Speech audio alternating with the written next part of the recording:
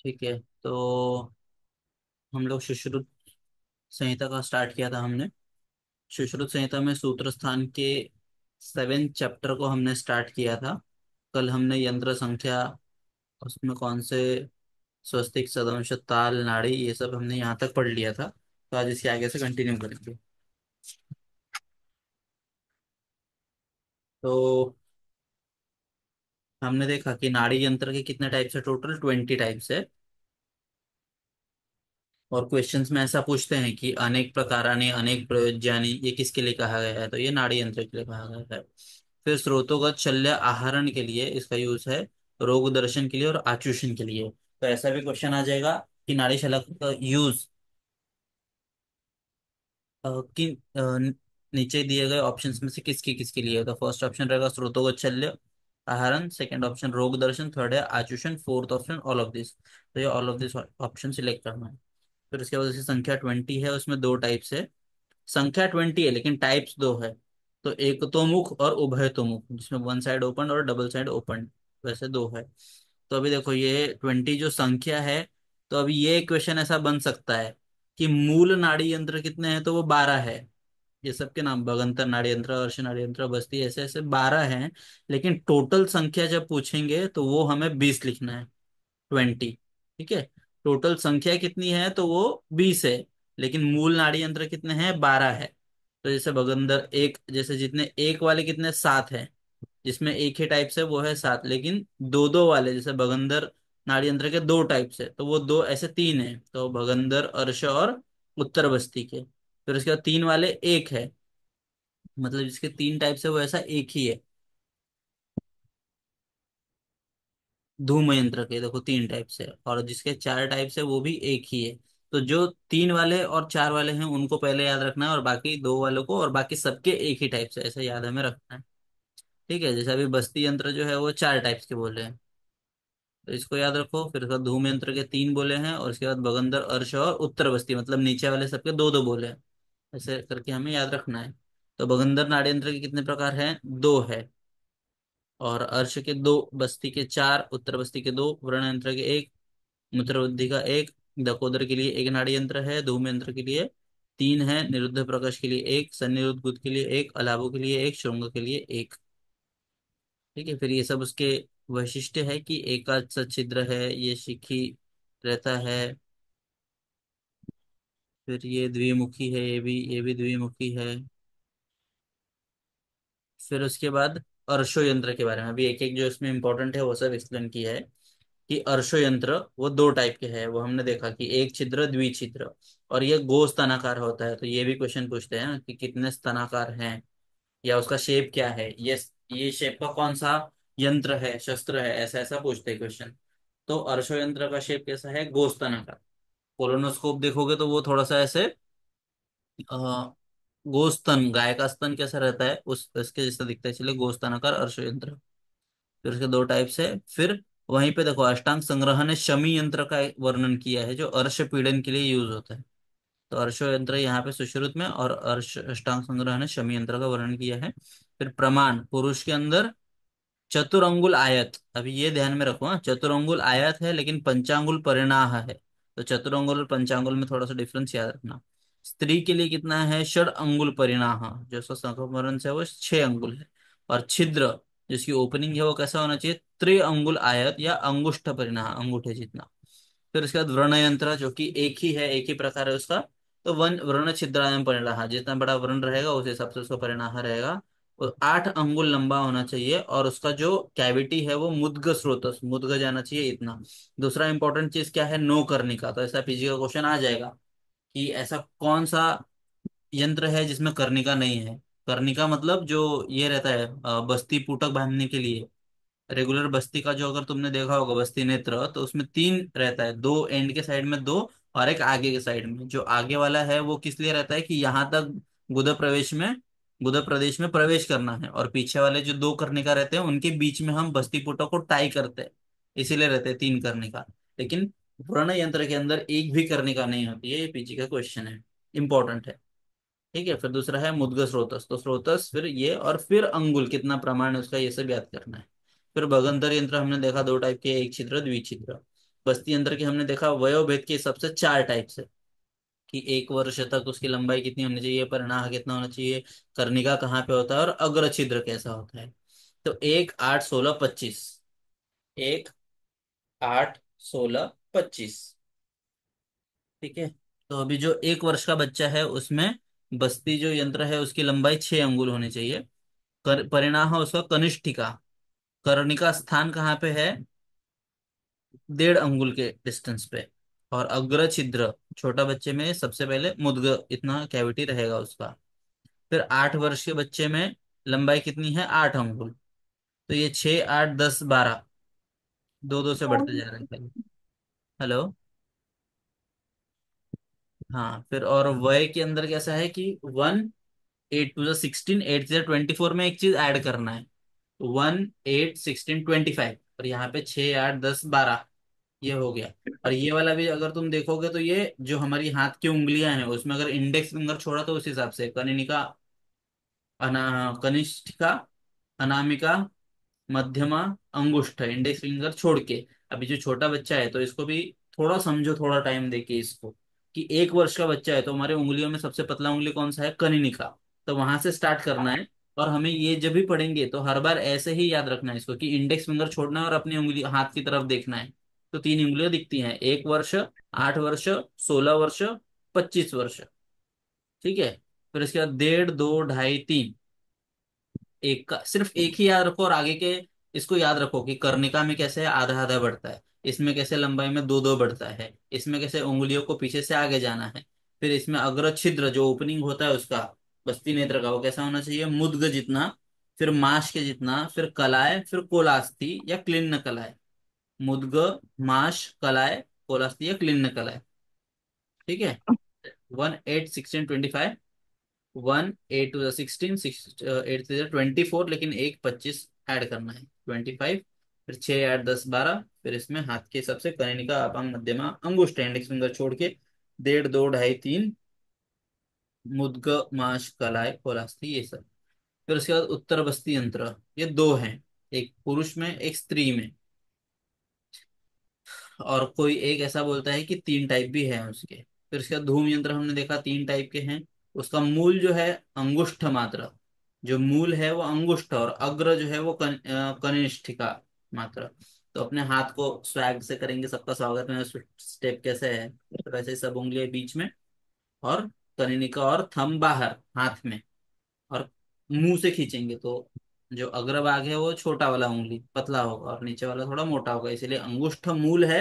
और अग्र जो वो कनिष्ठिका है धूम यंत्र में। सिगरेट कैसे पीते हो उसको इमेजिन करो, पतला वाला चीज मुंह में और बड़ा वाला चीज बाहर, धूम यंत्र। फिर उसके बाद प्रकार उसमें कैसे है, प्रायोगिक, स्नेहिक, विरेचनिक, आसग्नीय, वमनीय। से इस प्रकार के धूमपान के हम इतने सारे टाइप्स कर सकते हैं। तो इसमें सबकी लंबाई दिया है, प्रायोगिक जो है वो 48 है सुश्रुत के हिसाब से, स्नेहिक के लिए 32, विरेचनिक के लिए 24, कासग्नि के लिए 16, 16। फिर ये वाला जो स्रोतस है, ये ज्यादा इंपॉर्टेंट है, कि जो प्रायोगिक है वो कला है, स्नेहिक के लिए भी कला है, विरेचनिक के लिए भी कला है, और कासग्नि के लिए कोलास्थी और कोलास्थी।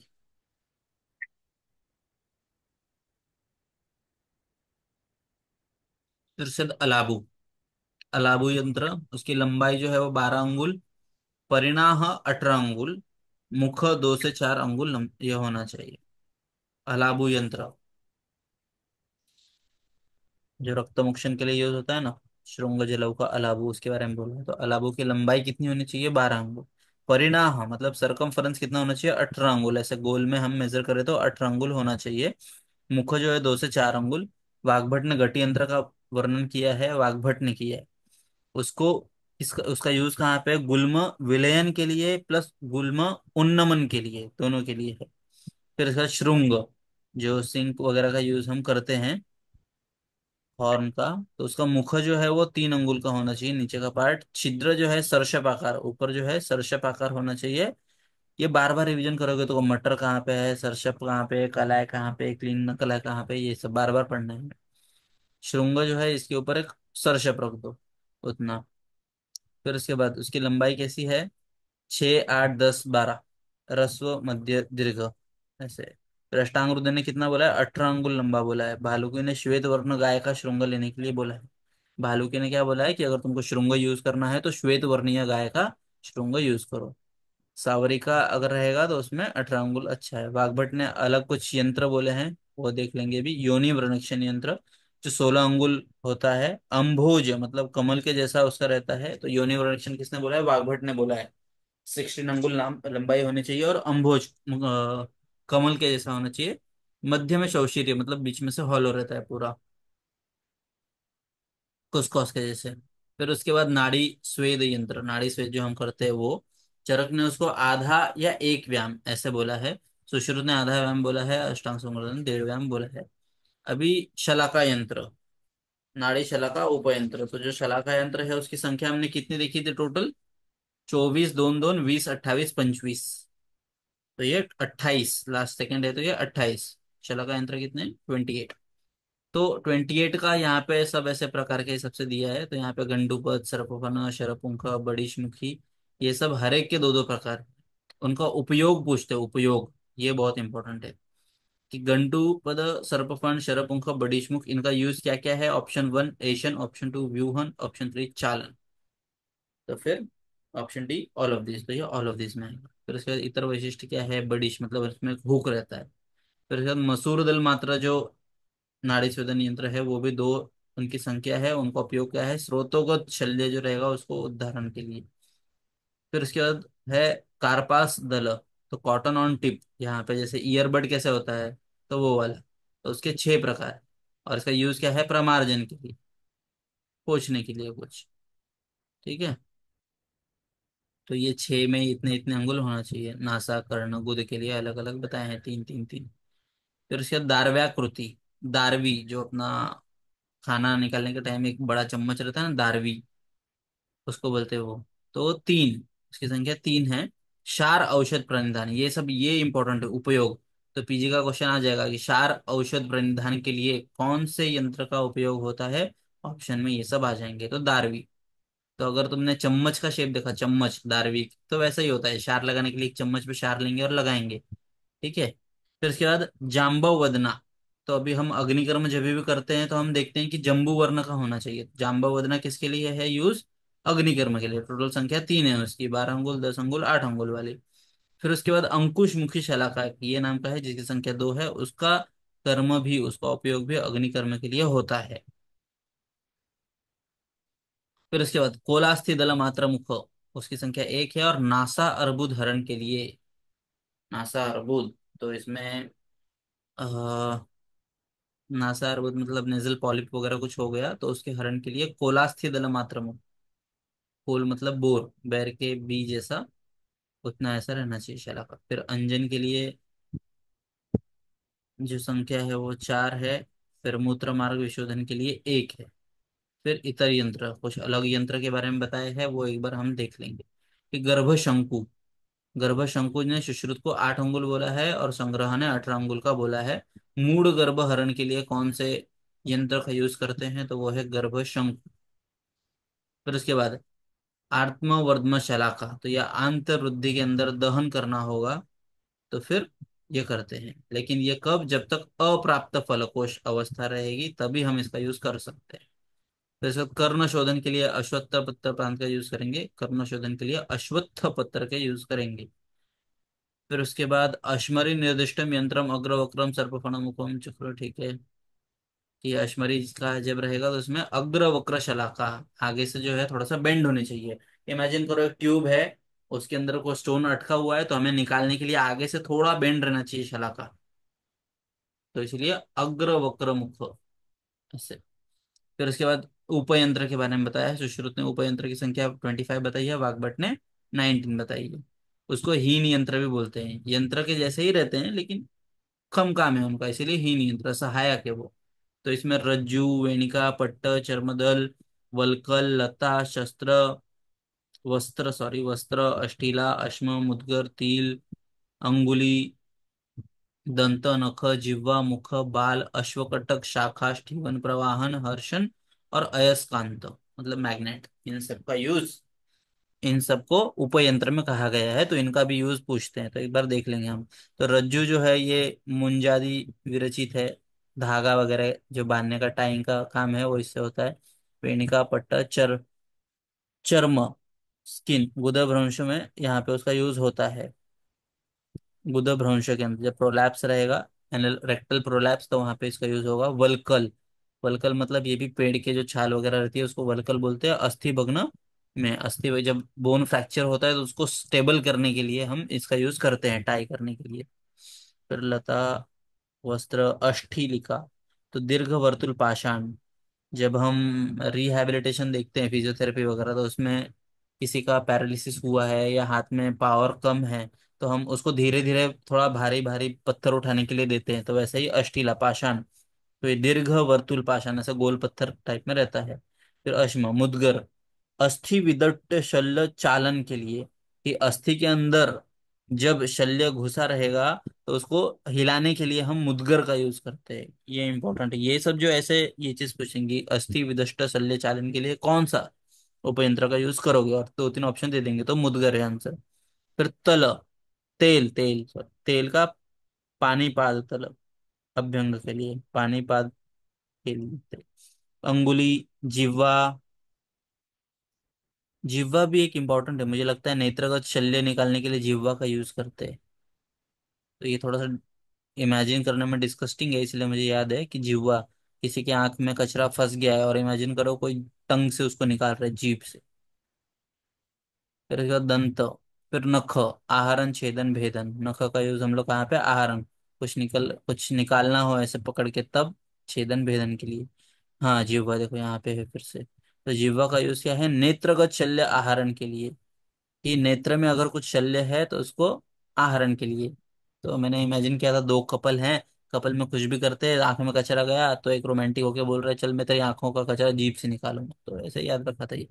फिर मुख, रक्त विष आशुजन के लिए, मुख से हम तो पता है पहले के जमाने में सांप वगैरह काटता था तो वो मुंह लगा के सीधा आचूषण करते थे, तो रक्त विष आचूषण के लिए मुख। फिर बाल, जो हमारे हेयर्स रहते हैं वो, कंठगत शल्य, अपरापतन और शिरोव्रण के अंदर ये बाल से हम लोग बाल का यूज करते थे। कंठगत शल्य, गले में कुछ शल्य फंस गया है तो बाल से निकालते थे। अपरापतन, जब डिलीवरी प्लेसेंटा नहीं निकलता था तब। और शिरोव्रण के लिए। फिर अश्वकटक अस्थिगत शल्य के लिए, शल्य अपनयन के लिए, शल्य चालन, अस्थिगत शल्य चालन करने के लिए क्या है, मुदगर है, निकालने के लिए क्या है, अश्वकटक है। ये दोनों में डिफरेंशियल थोड़ा सा देख लेना। शाखा, स्टीवन, प्रवाहन, हर्ष, अयस्कांत, मैग्नेट, अनअवबद्ध लोह शल्य, तो जितने भी मेटल्स हैं और अनअवबद्ध जो अभी तक फिक्स नहीं हुए हैं बॉडी में, उनको निकालने के लिए अयस्कांत मैग्नेट का यूज हम करेंगे। फिर इसके बाद दो कर्म, दो कॉमन है, यंत्र और शस्त्र। कर्म की बात करें तो दो चीज कॉमन है, एक तो एशन और आहरण। शस्त्र कर्म कितने थे, अष्टविध शस्त्र कर्म, और यंत्र ज्यादा थे, तो लेकिन शस्त्र में आठ में से भी दो कॉमन है, एशन और आहरण।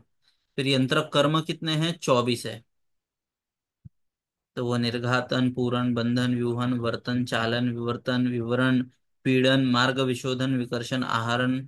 तो इनमें क्या क्या है वो थोड़ा सा एक बार ये एक स्क्रीनशॉट ले लो और ये एक बार पढ़ लेना। फिर उसके बाद यंत्र के दोष, तो हमने पहले डिस्कस किया, यंत्र के गुण कितने हैं, 6, यंत्र के दोष 12, यंत्र से कर्म 24, 6 टू द 12 टू द 24। तो यंत्र दोष 12 कौन से हैं, अति स्थूल, असार, अग्राही, विषमग्राही, वक्र, शिथिल, अति उन्नत, मृदु कील, मृदु मुख, मृदु पाश, अति दीर्घ, अति रस्व। इतने सारे यंत्र के दोष हैं। फिर उसके बाद ये बहुत इंपॉर्टेंट है, अगर दृष्ट शल्य है, अगर तुम्हें बॉडी में शल्य दिख रहा है तो किस यंत्र का यूज करेंगे, सिंह मुख शस्त्र, सिंह मुख यंत्र का यूज करेंगे। और अगर अदृश्य शल्य है जो दिख नहीं रहा है, तो तब हम कंक मुख शस्त्र का यूज करेंगे, यंत्र का। ठीक है, तो ये देखो, अगर दृश्य शल्य है, दिख रहा है, तो सिंह, शेर शिकार कब करता है, जब उसके सामने डियर दिखता है तब, तो सिंह मुख कब रहेगा, जब दृश्य शल्य है। और कंक मुख अदृश्य, जब दिख ही नहीं रहा है तो कंक मुख यूज करेंगे, तो ये वाला एक इसको याद रखो, ये वाला अपने आप याद हो जाएगा। सिंह मुख, शेर कब शिकार करता है, जब उसको दिखता है तो दृश्य शल्य रहेगा तो सिंह मुख, और जब कंक मुख का यूज करेंगे अदृश्य शल्य रहेगा तभी। फिर आइडियल यंत्र जो है उसकी लंबाई 18 अंगुल होनी चाहिए। आइडियल यंत्र की लंबाई 18 अंगुल होनी चाहिए। प्रधानतम यंत्र कौन सा है? कंकमुख। प्रधानतम हस्त प्रधान यंत्र कंकमुख। ठीक है। तो अभी हम नेक्स्ट चैप्टर पे चलेंगे, 8वां अध्याय शस्त्र अवचारणीय। शस्त्रों के बारे में जिधर बताया है उसके बारे में है। तो शस्त्र की संख्या कितनी है? 20 है। पालकप्पे ने 10 बोला था, हारित ने 12, वाकभट ने 26।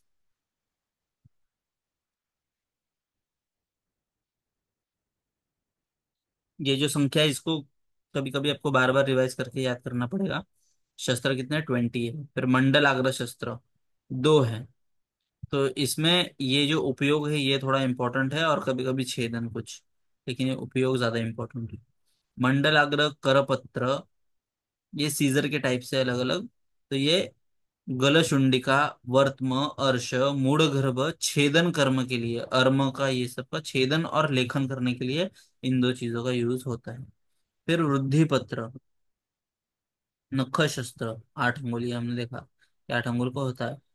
फिर उसके बाद मुद्रिका, उत्पल पत्र, अष्टाधार, ये सब जो है छेदन और भेदन के लिए, ये छेदन लेखन के लिए, छेदन और भेदन के लिए, और मूढ़ गर्भ छेदन के लिए इन सब चीजों का यूज होता है। फिर उसके बाद सूची, सूची मतलब सुई, नीडल, तो वो सीवन और विस्त्रावन के लिए है। फिर उसके बाद कुशपत्र, आटीमुख, शरारी मुख, अंतर्मुख, त्रिकुर्चक, ये सब विस्त्रावन के लिए, इंसिजन और ड्रेनेज के टाइम पे इन सब का यूज होता है। तो स्नायु कोश, सूत्र छेदन। फिर उसके बाद अंतर्मुख, त्रिकुर्चक, ये कुठारिका हमने देख लिया। ये वाला इंपॉर्टेंट है, कुठारिका कि अस्थि ऊपरी परिशिरा छेदन, अस्थि के ऊपर जो सीरा रहता है, जब तुम सीरावे चैप्टर पढ़ोगे तो वहां पे भी है ये कुठारिका।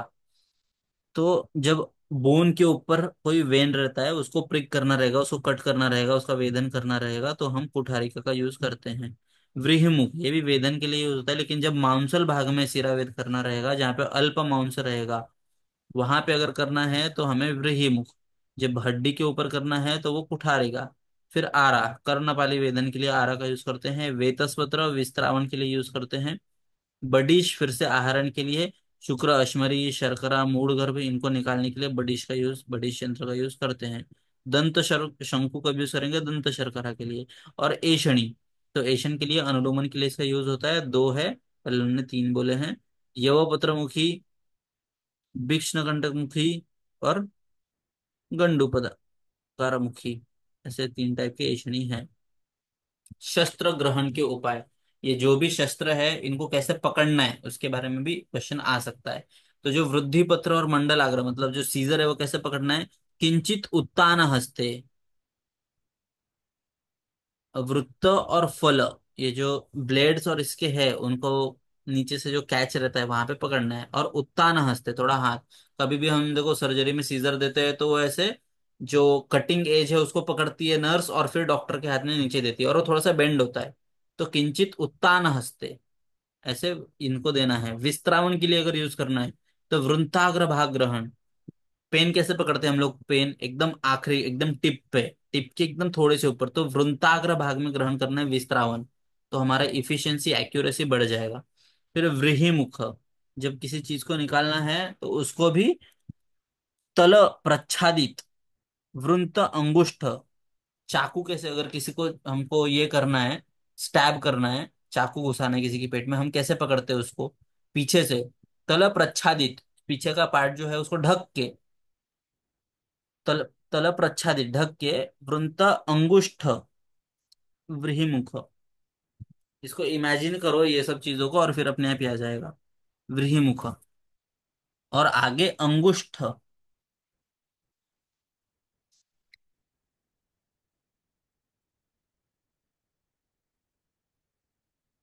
अंगुष्ठ प्रदेश से प्रदेशिनी, अंगुष्ठ प्रदेशिनी ऐसा है वो।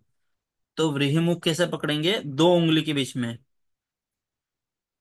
अंगूठा और इंडेक्स फिंगर से आगे का टिप पकड़ेंगे, और पीछे का पार्ट है वो हमारे पाम के अंदर होगा ढका हुआ, वैसे व्रीहिमुख पकड़ना है। कुठारिका, अंगुष्ठ और मध्यमा अंगुली में। ठीक है, तो कुठारिका बीच का, और मिडिल फिंगर और अंगुष्ठ, थोड़ा डिफरेंस है देखो। व्रीहिमुख कैसे पकड़ना है? कि तल प्रच्छादित, पीछे का जो पार्ट है वो ढका हुआ होना चाहिए, लेकिन अंगूठे से और इंडेक्स फिंगर इन दोनों से पकड़ना है। वहीं जब अंगूठा और मध्यम अंगुली की बात आई तो कुठारी का पकड़ने करना है हमें। और आरा, करपत्र, एशनी, ये सब जो है ये मूल भाग है, पीछे का पार्ट में। तुमने देखा होगा हेक्सा ब्लेड जो रहता है, जो कारपेंटर वगैरह यूज करते हैं वो सब पीछे से पकड़ते हैं, आरा, करपत्र, ये सब पीछे से पकड़ना है मूल भाग में। फिर से एक बार रिवाइज करते हैं, तो ब्लेड्स वगैरह ये सब देना है तो सर्जरी की ओटी को इमेजिन करो कैसे देखिए, किंचित उत्तान हस्ते, थोड़ा हाथ उठा के। फिर विस्तावन जब करना है तो हमें वृंत भाग एकदम आगे पकड़ना है, तो हमारा परफेक्शन होगा। कहीं पे अगर हमें विस्तावन मतलब वहां से ड्रेनेज करना है, तो जब तक एकदम आगे नहीं पकड़ते तब तक एक्यूरेसी नहीं मिलती है। तो सबसे आगे विस्त्रावन के लिए, ड्रेनेज के लिए व्रीहि मुख जो है वो कहाँ पे पकड़ते हैं हम, उसका तल जो है वो प्रच्छादित होना चाहिए, और थंब और इंडेक्स फिंगर के बीच में। कुठारिका थंब और मध्यमा मिडिल फिंगर के बीच में, और हारा, करपत्र, ऐशनी ये सब मूल भाग में। जो याद हो जाएगा उसको एक बार अच्छे से, आरा, करपत्र, ऐशनी पीछे से पकड़ना है, ठीक है हो गया। फिर उसके बाद ये जो है ये दोनों में थोड़ा सा डिफरेंस है, तो ये दोनों को ध्यान से पढ़ना है, व्रीहिमुख कब है और कुठारी का कब है। शस्त्र धारा जो है 4 है, पायना 3 है। शस्त्र संपत, जो श्रेष्ठ शस्त्र है उसके लक्षण क्या है, सुग्रहाणी, जिसको हम अच्छे से पकड़ सके, सुलुहाने, अच्छे धातु से बना हुआ, सुधारानी, जिसका धार अच्छा है, सुरूपानी, दिखने में अच्छा है, सुसमाहितानी, मुख अग्राणी, जो उसके जो पूरा मतलब ये है स्टेबल है, एकदम अच्छे से दिखता है वो, और मुख अग्र सब एकदम सम है, और अकरालानी, ये सब जो गुण है वो शस्त्र संपत्ति के है। फिर शस्त्र दोष 8 है, 6 8, वो उधर क्या था, 6 2 ज़ा 12 2 ज़ा 24, यहाँ पे है 6 8। हाँ, तो 8 शस्त्र दोष क्या है, वक्र, कुंठ, खंड, खरधार, अति स्थूल, अति अल्प, अति दीर्घ, अति रसो। वक्र, कुंठ, खंड, खरधार, वक्र है आगे से इधर उधर बेंड है, कुंठ मतलब ब्लंट है, धार जो है सखर है, खंड है टूटा हुआ है, अति स्थूल बहुत ही एकदम बड़ा है, एकदम छोटा है, बहुत लंबा है, बहुत छोटा है। ये सब शस्त्र के दोष है। फिर इसके बाद करपत्र जो है वो खरदार असावे, लेकिन ये है उसका एक्सेप्शन, अपवाद, कि जो शस्त्र दोष है तो यहाँ पे उन्होंने खरधार जो है ये शस्त्र का दोष बताया है, लेकिन हेक्सा ब्लेड जब देखोगे तो वो करपत्र और खरधार रहता है। हेक्सा जो कटिंग एज जो है, चाकू कैसा रहता है, दांत वाला चाकू, तो वैसा है खरधार। तो उसका ये एग्जाम्पल है, ये याद रखना, शस्त्र दोष में खरधार जो है ये भले ही शस्त्र दोष है, लेकिन खरधार वाला कौन सा है शस्त्र, करपत्र। फिर शस्त्र धारा के भेद, एक मसूर, अर्ध मसूर, एक कैशिकी, अर्ध कैशिकी। तो एक मसूर, तो इसको इमेजिन करो एक स्टोरी के जैसा, तुम्हारे हाथ में कोई भी छोटा सा शिंगदाना है जो डाइकोटिलेडोन है, उसको इमेजिन करो, या मसूर के दाल को, मसूर दाल अगर तुमने देखा होगा तो वो डाइकोटिलेडोन है। तो उसका भेदन करेंगे हम, उसको क्या करेंगे, फोड़ेंगे। फिर उसके बाद वो जो फोड़ने के बाद क्या हो जाएंगे, उसके दो पार्ट्स में, दो डाइकोटिलेडोन्स, दो कोटिलेडोन्स में डिवाइड हो जाएंगे। तो आधे मसूर से हम क्या करेंगे, लेखन करेंगे, कहीं पे तो स्क्रबिंग करेंगे। एक एक स्टोरी जैसा इमेजिन करो। फिर एक केशिकी, एक केश है, तो हम क्या करते हैं, व्यधन विस्त्रावन, कोई ऐसा पस है, बाल से हम क्या करते हैं, कभी भी किसी के कान में डालते हैं, किसी के नाक में डाल के ऐसे तकलीफ करते हैं ना, तो वैसे ही केश मतलब हेयर, एक कैशिकी जो है उसे ऐसे इमेजिन करो, एक हेयर है, केश है, तो उसे क्या करेंगे, व्यधन कहीं तो डालेंगे, व्यधन करेंगे या विस्त्रावन करेंगे। और अर्ध कैशिकी, और बाल इतना पतला है कि उससे छेदन, जो हम हॉर्स के बाल लेके क्या करते हैं, पाइल्स को कट करते हैं, पाइल्स पे बांध के रखते हैं, मस्से पे बांध के रखते हैं, तो उससे क्या होता है, छेदन होता है। फिर से आंखें बंद करो, मसूर का दाना हाथ में लिया, तो एक मसूर किसके लिए है, फोड़ेंगे हम उसको, क्या करेंगे, भेदन। फोड़ने के बाद क्या हो जाएगा, दो पार्ट में डिवाइड होगा, अर्ध मसूर, एक आधा मसूर इधर, आधा मसूर इधर, तो आधे पार्ट का बीच का जो पार्ट है उससे हम क्या करेंगे, लेखन करेंगे, कहीं पे स्क्रबिंग करेंगे। फिर इसके बाद एक केश, एक बाल से क्या करेंगे, कहीं पे तो घुसाएंगे, मतलब व्यधन और विस्त्रावन। और उसके बाद अर्ध केश की, जो आधा बाल है उससे भी पतला, ये इतना शार्प रहेगा कि इससे हमें काटने के लिए यूज होगा, छेदन के लिए। ठीक है, इसको इमेजिन करो तो हो जाएगा।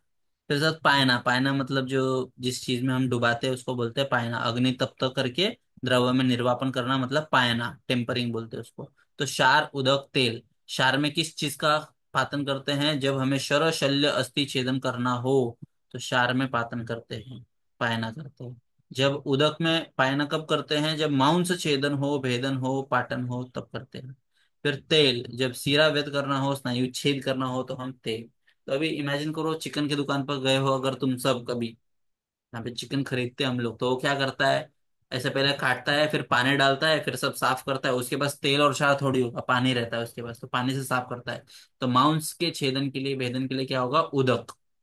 हाँ, फिर उसके बाद तेल, कि सीरा वेध, इन सब में तेल, तैल दाह वगैरह जो है वो सब, या हम पेशेंट को कोई भी पंचकर्म करने से पहले स्नेहन स्वेदन करते हैं। तो कोई पेशेंट आएगा सीरावेद के लिए, तो हम क्या करेंगे, तेल से उसका स्नेहन स्वेदन करेंगे, स्नेह छेद वगैरह करेंगे। और शार जो बचा हुआ है वो शर शल्य अस्थि छेदन के लिए शार में पायना करेंगे। ठीक है, तो ये सबसे सिंपल है। उदक कहाँ पे, मांस छेदन, चिकन की दुकान पे पायना वो करता है, धार लगाता है, पानी के अंदर धार लगाता है, और फिर मांस छेदन, तो चिकन मटन मांस है, मांस की दुकान पे उदक से। फिर उसके बाद सीरावेद करने के पहले तेल से स्नेहन स्वेदन, तो इसलिए तेल किस में आ गया, सीरावेद स्नायु में, और बचा हुआ जो है वो शर शल्य शार में। ठीक है, फिर उसके बाद धारा निशान अर्थ, धारा निशान के लिए क्या, लक्षणशिला जो माश वर्णी होनी चाहिए, माश वर्णी के ऊपर क्वेश्चन आता है कि धार लगाने के लिए हम जो पत्थर यूज करते हैं वो कैसा कलर होना चाहिए, उसका माश वर्णी, तीन चार आ जाएंगे, माश वर्णी, रक्त वर्णी, श्वेत वर्णी, कृष्ण वर्णी, ये सब तो माश वर्णी आंसर है। फिर इसका धारा संस्थापन के लिए हम क्या करते हैं, शालमली फलक का यूज करते हैं, धारा संस्थापन के लिए शालमली फलक। और धारा निशान के लिए, सुधारने के लिए हम क्या करते हैं, लक्षणशिला, थोड़ा सा चिकना पत्थर और माशवर्णी होना चाहिए। फिर उसके बाद सुनिहित शस्त्रधार, ये रोमच्छेदी होता है, मतलब रोम को भी काट दे, ऐसा सुनिहित शस्त्रधार कब अच्छा मानते हैं हम, जब वो रोमच्छेदी होता है, जो स्किन पे जो हेयर है वो। फिर उसके बाद अनुशस्त्र, ये कितने हैं, 14 है। बाल शत्रु शस्त्र आवे, श्रेष्ठ जलौका है, सुश्रुत ने शार को बोला है। अनुशस्त्र में सबसे श्रेष्ठ क्या है, जलौका, ऐसा चरक ने बोला है, और सुश्रुत ने क्या बोला है, जो शार है वो सबसे श्रेष्ठ अनुशस्त्र है। फिर उसके बाद अनुशस्त्र और उनके यूज। तो अब ये एक इंपॉर्टेंट पॉइंट है, ये वाला, चतुर्वर्ग। चतुर्वर्ग में क्या आते हैं, ऐसा क्वेश्चन आ जाएगा, चतुर्वर्ग शस्त्र में क्या आता है, ऐसा क्वेश्चन आएगा। तो उसमें क्या आता है, त्वक्सार, स्फटिक, काच, कुरुविंद। त्वक्सार, स्फटिक, काच, कुरुविंद, ये चारों को मिला के बोलते हैं चतुर्वर्ग। ये बहुत इंपॉर्टेंट है। चतुर्वर्ग में क्या क्या आता है, ऐसे क्वेश्चन आ जाएगा, इनमें से चतुर्वर्ग में नहीं है ऐसा कौन सा ऑप्शन है, तो त्वक्सार, स्फटिक, काच और नख, तो ऑप्शन है नख। ठीक है, तो चतुर्वर्ग में त्वक्सार, स्फटिक, काच और कुरुविंद। फिर सर जलौका, क्षार, अग्नि है। फिर उसके बाद नख है, नख का यूज आहरण छेदन भेदन के लिए यूज होता है। फिर उसके बाद गोजिह्वा है, तो ये नेत्रवर्त्म के लिए यूज होता है। करीर है, बाल है, अंगुली है, ये एशियन के लिए ये रहेगा, एशनी अलाभ रहेगा, तो इन सब का यूज हमें करना है।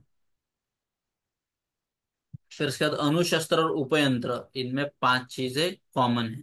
अणुशस्त्र में और उपयंत्र में, यंत्र शस्त्र, यंत्र शस्त्र दो अलग अलग चैप्टर है जिसमें पांच चीजें कॉमन है। तो जैसे नख, बाल, अंगुली, क्षार, अग्नि, ये सब दोनों में कॉमन है, नख, बाल, अंगुली, क्षार, अग्नि। तो सबसे एक हाथ को इमेजिन करो, उंगली, उंगली के आगे क्या रहता है, नख, उसके अंदर एक बाल अटका हुआ है, और बाद में क्षार, अग्नि, कर्म। क्षार कर्म, अग्निकर्म, ये पांच चीजें जो है अनुशस्त्र में भी है, उपयंत्र में भी है। फिर अष्टांग संग्रह ने 17 बोले हैं, तीन एक्स्ट्रा बोले हैं। तो वो सूर्यकांत, समुद्र, शुष्क गोम है। तो सूर्यकांत का यूज त्वक दाह के लिए होता है, समुद्र फेन जो है लेखन के लिए, और शुष्क गोमय जो है वो घर्षण के लिए यूज होता है। फिर मैंने ये तीन चीज एक्स्ट्रा थे उसके लिए हो गया कि इमेजिन करो कि बीच के ऊपर सनराइज हो रहा है, तो बीच मतलब समुद्र के बाजू में रहेगा, तो जैसे समुद्र फेन, सनराइज मतलब सूर्यकांत, वहां पे क्या था, गोबर था, तो गोमय। ये तीन चीज एक्स्ट्रा बोली, ये तीन चीज, बीच के ऊपर सनराइज, वहां पे पॉटी मतलब गोबर है, ये तीन चीज हो गई। फिर उसके बाद एक्स्ट्रा शस्त्र कौन से हैं, तो पाल काप्य ने बोला है रंपक, नेल कटर, नख छेदन के लिए रंपक। तो आज से तुम बोलना चालू करो, नेल कटर को आज से रंपक बोलो, घर में आजू बाजू में भाई बहन मम्मी पापा सबको, मुझे रंपक दो, रंपक दो। फिर वो बोलेंगे रंपक क्या है, तो वो नील कटर है, नख छेदन के लिए यूज होता है। किसने पढ़ाया तुमको ये रंपक मतलब नील कटर, तो सुबोध पाल ने। कौन है, पाल काप्य। वत्सदंत, पाद शोधन के लिए वत्सदंत का यूज होता है। फिर हारित, हारित ने कंकपत्र, करवीर पत्र, गृहपाशूली, ये सब है। फिर वाग्भट ने सर्पास्त्य, अर्धचंद्रानन, लिंगनाश, वेदनी शलाका, इनका भी बोला है। वर्णन किया है। फिर उसके बाद 9 चैप्टर है योग्या सूत्रीय। योग्या मतलब कोई प्रैक्टिस में उतरने से पहले हमें प्रैक्टिकल करना चाहिए, प्रैक्टिस करना चाहिए, उसको बोलते हैं योग्या। तो योग्या सम्यक कर्माभ्यास, योग्य सम्यक कर्माभ्यास, योग्या सम्यक डैश डैश, ऐसा आ जाएगा तो आंसर है कर्माभ्यास।